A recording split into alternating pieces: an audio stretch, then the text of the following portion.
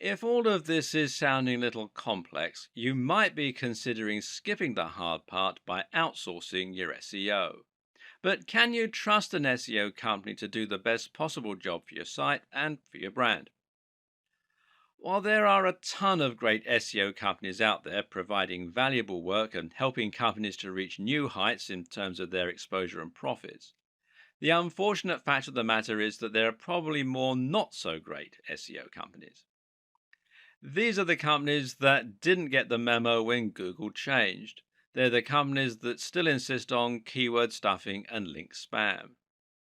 Worse still are the companies that knowingly don't do anything and just take your money.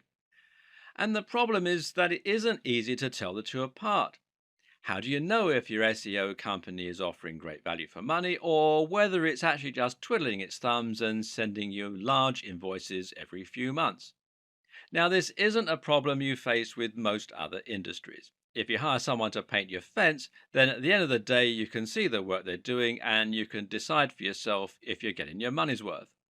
Ultimately, your fence is either going to be painted or it isn't. There are no half measures. The same is true for cleaning companies and marketing consultants and for accountants. But when you hire someone to do SEO, you actually can't see the results right away.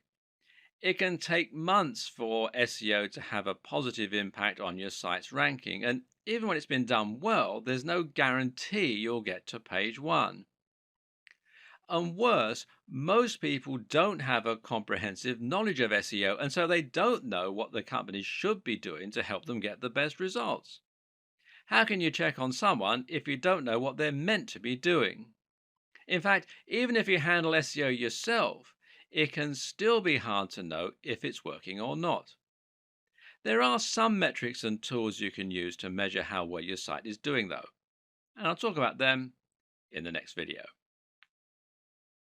Because some SEO tactics take a while to bring traffic to your site, sometimes it's hard to track whether your SEO campaign is working or not, especially if you're outsourcing the process to an SEO company. One thing you can do, though, is to ask the SEO company to provide you with the metrics regarding the SEO campaign, and some of these metrics can be more useful than others. You can ask for the number of links that have been built, for instance. Ask for the page rank of the pages where those links have been built, although page rank is now largely a depreciated measure. And use everything you've learned in this video series to ensure that those are high quality links and not just link spam. You need to think about long-term results, not a short-term boost. And you can track changes in your position in the SERPs, that's the search engine results pages. Many SEO companies will use tracking software which lets them see your site climbing the rankings for different terms over time. They can use these to deliver you a report showing how your site has climbed since their intervention. If you're handling your own SEO, you might still choose to use a tracking tool in order to keep an eye on your success over time and ensure that your efforts are getting results. But what does any of this tell you? Because here's something else to consider. Getting to the top of Google is not the end goal. Even if you get to the top of Google, there's no guarantee this will bring more profits for your business because you need to ensure that the people finding your content are targeted and that those people are converting. Or to put it another way, all that really matters is the bottom line. If you're a business and you're paying for SEO, you'll need to know that you're getting more sales because of that SEO and you're earning more money. This way, the SEO is offering ROI, which means it's been money well spent. Savvy companies track the ROI of their SEO spend by using a tool called Google Analytics. This is the most well-known analytics tool for webmasters and marketers, and one particularly useful feature it has is the ability to set a goal and then track the traffic that makes it to that goal. If you're trying to sell a product, your goal might be the thank you page people get directed to after a purchase. This allows you to see not only that you're getting more traffic, but also that you're getting more targeted traffic that's actually converting.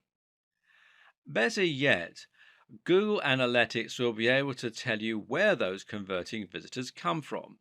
And specifically, you'll be able to see if someone who used your search term eventually ended up buying your product. These are people who have bought products from you because of your SEO efforts. If you hire an SEO company to help you rank for a certain search term, you're probably missing the point. A better way to approach this is to hire an SEO company to help you increase your profits or your brand awareness. Thus, the very best SEO companies are those which use a combination of different marketing tools, combining everything from SEO to social media to brand management.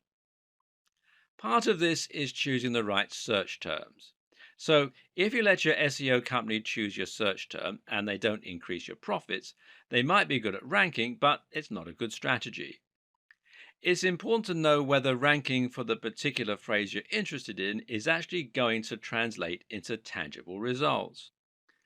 The same is true if you're doing SEO on your own.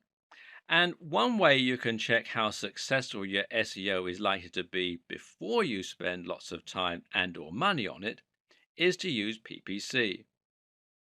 PPC is of course pay per click. This is a type of advertising that involves paying each time someone clicks on an advert and visits your site. The two most popular PPC choices right now are Google AdWords and Facebook ads. It's equally important that you use analytics in your own SEO campaigns for the very same reasons. Good SEO is about constant iteration and seeing which actions are having the best impact on your tracking. Struggling to rank for a certain term? Then you can consider aiming for another one. Finding that people from an unexpected search term are converting more highly than those from other search terms? Then it might be time to switch gear and start trying to rank for that phrase instead. Setting up Google Analytics is thankfully rather simple. First, you need to head over to Google Analytics, which is google.com/analytics.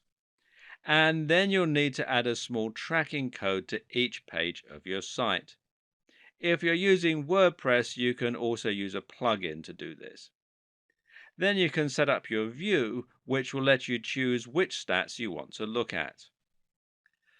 Some useful things to look at here are your audience overview, and this is key data regarding who is looking at your site, which can help you to better target specific demographics.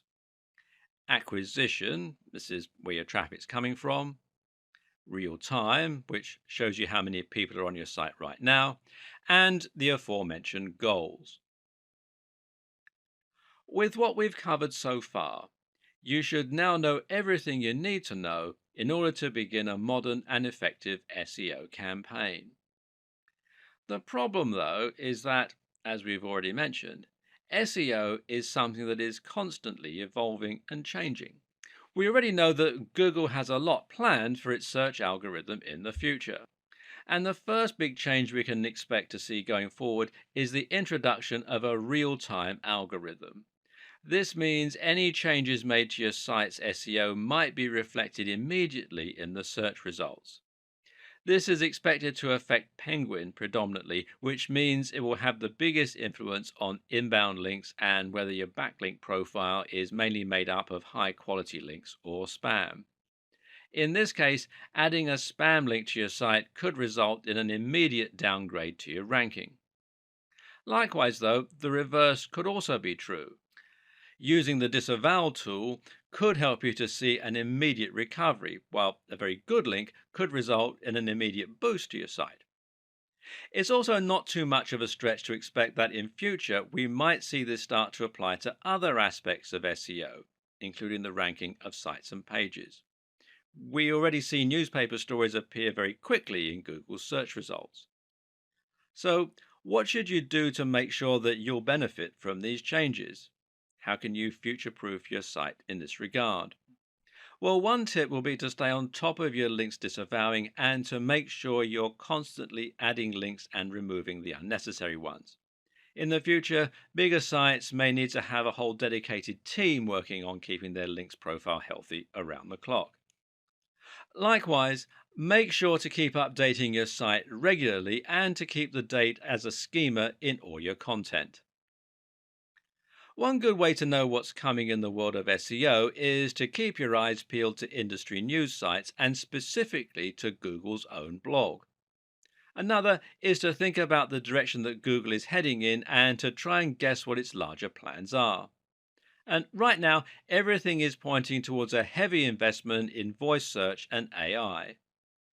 Google is not just a search tool. With the capability of reading and understanding human language, Google is an AI.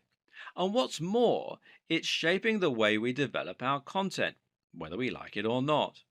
And it is embracing this more and more with each new update and each new product. Google Now is the name of Google's assistant service that combines search, digital assistant, and all the data that Google collects about us into one incredible tool. This is the real reason Google had to move towards latent semantic indexing. It needed to understand the content rather than just look for matches. And this is why Google needed to start using rich snippets and structured data so that it could understand the key facts from the web. This is what allows Google to use its quick answers box. Ask Google, how old is Barack Obama? And it won't just bring up a website, it will tell you.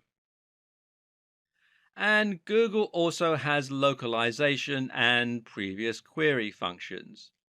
These allow it to suggest searches based on what you had previously searched for. For example, if you often research a particular celebrity, then in the future, Google might recommend searches relating to that celebrity. Google's personalized search also takes this into account, while its local search ensures that it will also be able to find results that are relevant to the area you're in. All of this combines when you use Google Now via voice search through Google Allo or Google's new Pixel phones. Here, you're able to conversationally ask Google what time it is, what the highest mountain in the world is, how high is it exactly, all that sort of stuff. This is the direction that Google is moving in, but what does it mean for the future of SEO? Will creators miss out when Google starts providing visitors with answers without them needing to visit our pages? For now, creators can start to focus on the Google Knowledge Graph, which is what powers many of the more complex components on the SERPs. Use semantic markups to ensure that Google will be able to find the answers to your questions. Build authority so that Google will know to trust your site, and try to use nouns in your language to make it machine readable. Being featured in Wikipedia is also thought to be useful for KGO, that's Knowledge Graph Optimization. Linking out to quality resources is also thought to be good for your KGO. Will you gain visitors from being featured in the knowledge graph? Well, perhaps not, but this is certainly an indication that you've gained Google's trust, and that can do a lot to help improve your brand awareness and to gain more trust from the users as well. For those reasons, it's certainly a worthy goal.